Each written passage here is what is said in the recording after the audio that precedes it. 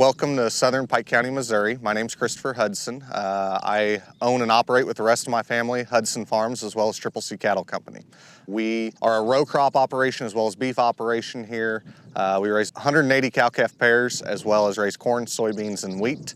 Cover crops are a huge way that we have not only saved our soil and hopefully encourage some soil biology, but also for us, it's a huge asset to our beef operation.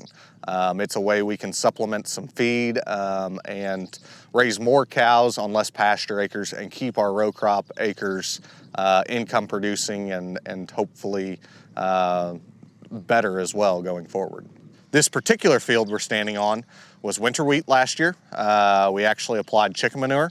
After the chicken manure, we came in and drilled an 8-way cover crop cocktail. I think that was in early August. We actually came in then after that cover crop got about this tall and strip grazed cows on it.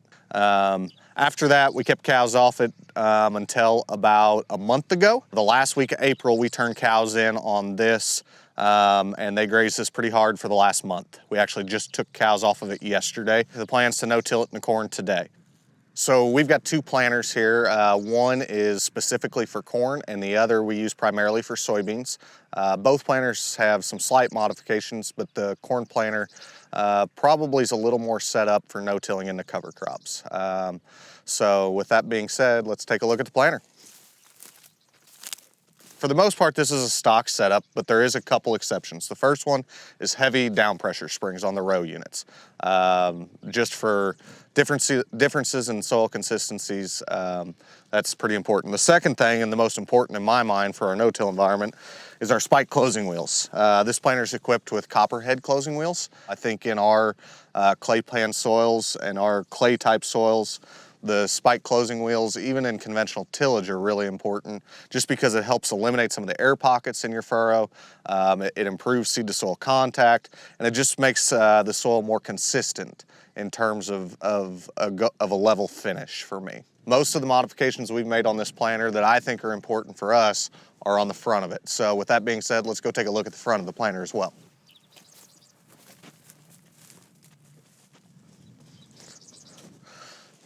So like many people, we started off planting mostly soybeans in the cover crops. Once we saw the benefits there, it became pretty obvious.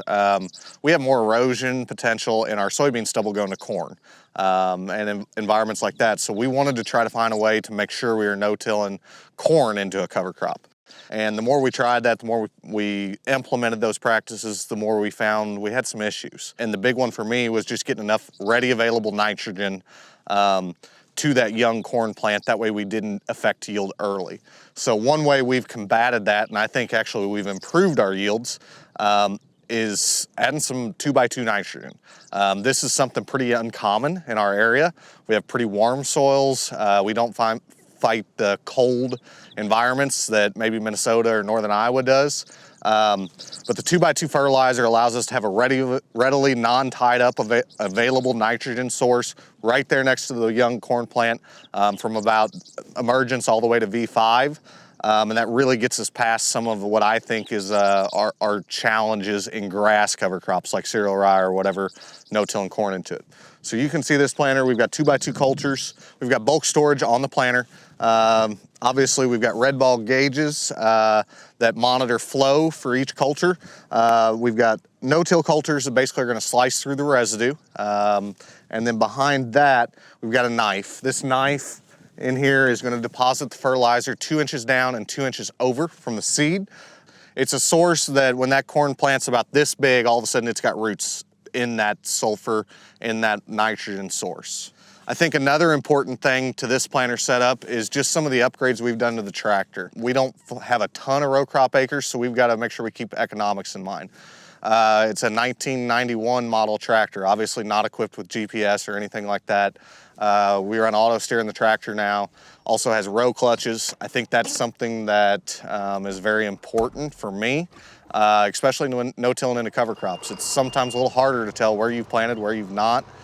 So that's another thing that we've added aftermarket that I think has helped us, helped our yields, and helped us make this work.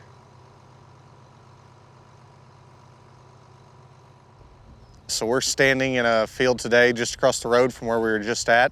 We're planting soybeans here today, and I'm standing in front of our dedicated soybean planter. This planter we use to plant in anything from the stubble we're in today to wheat stubble to cereal rye head tall to any other cover crop or no-till environment you can find. I think that this environment probably is more challenging. It was corn last year, came off late. We drilled triticale in here the first week in November. The triticale produced a really, really nice forage crop. We harvested the triticale as baleage to feed our cow herd through the winter. It'll be our primary forage source through the winter months. So this is the bean planter. Let's take a look at it. So for the most part, this is just a common 3600 planter. It's got the inner plants for 15-inch rows. Front and back rows are set up exactly the same. It's got no-till coulters, and it does have spike closing wheels. Other than that, it is fully stock. I think it just helps so much in breaking up some of that sidewall and helps you in some challenging environments, especially in moist environments. Just making sure you've got good seed to soil contact, you're closing that seed trench. And in dry environments like this, it just helps crumble that soil. And I think, like I said earlier, they're just worth their weight in gold.